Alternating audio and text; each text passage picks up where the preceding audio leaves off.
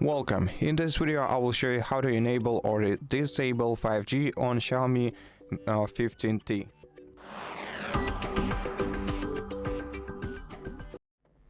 First, open settings on your smartphone.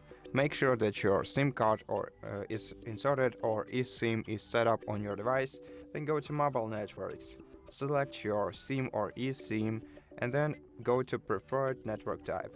If you want to enable 5G, select prefer 5G. If you want to disable it, use any of these options below. I recommend using LTE because 3G and 2G are way too slow for modern smartphones.